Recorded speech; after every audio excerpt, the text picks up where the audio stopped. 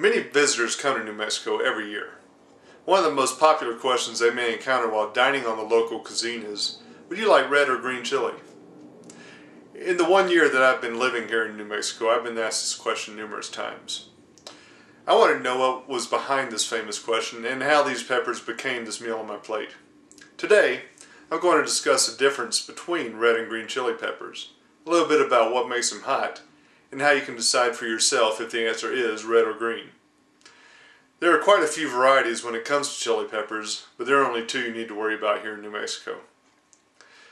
The red and green chili peppers are mostly what you will see on your plate when you order a New Mexican dish. The first thing you must understand is the difference. First of all, what are the differences between green and red chili peppers? Green chilies are simply that. They are chili peppers that are picked while they're still green. They are normally roasted by turning them in a vented drum-like container over an open flame. This slow roasts the peppers and intensifies the flavor of the peppers. Once the roasting is complete, the skins are taken off, and depending on your own preference, the seeds may or may not be taken out. Once this is complete, you have what's called the meat of the pepper.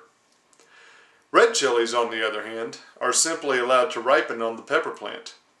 When they are ripe, they will turn a dark red color. These peppers are often dried and then ground into a fine pepper powder. A string of dried red chili peppers is one of the most common sights you'll see in New Mexico. Now that you know the difference between the red and green chilies, let's discuss why chili peppers are hot. So, you ask, what makes a chili pepper hot? All chili peppers contain an oil called capsaicin.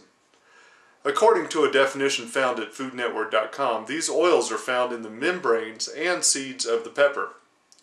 The amount of oil in the pepper determines how hot the pepper is. In other words, the more capsaicin the pepper has, the hotter it will be rated. There is a system for rating how hot the chili pepper is based on the amount of capsaicin that is found inside. These are called Scoville units. The scale of rating chili peppers' heat was developed by Wilbur Scoville in 1912. That's where the name came from. Pure capsaicin hits the top of the scale at about 15 million Scoville units. As chili peppers only contain a comparatively small amount of capsaicin, they may fall onto the scale between 500 to 1500 Scoville units for green and red chilies here in New Mexico. Depending on how they are grown, they may land higher on the scale and could create a pretty good sweat depending on the dish you're eating. Now that you have an understanding of what makes these chilies hot, it's time to figure out how to make that decision. How do I decide between red and green chili? Green chilies tend to have a milder, somewhat sweet flavor. You will also notice that when prepared, you may have chunks of the meat from the green chili on your dish. This flavor and texture, I believe, serves better with multiple dishes such as green chili stew, green chili cheeseburgers, and one of my favorites, green chili breakfast burritos. On the other hand, red chili will tend to have a spicier paprika type flavor and normally is prepared by grinding the dried pepper into a powder. Red chili serves itself better to lunch and dinner dishes. You may see it used a lot in soups, as a seasoning, or mixed with meat. An example of this would be carne asada, which is basically a roasted pulled pork mixed with red chili powder and a few spices.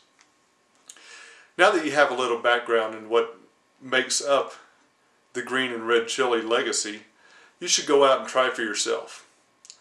With the knowledge you've gained of the differences between the red and green chili, what makes them hot, and the information to help you decide between the two, you should have a happy, memorable dining experience here in New Mexico.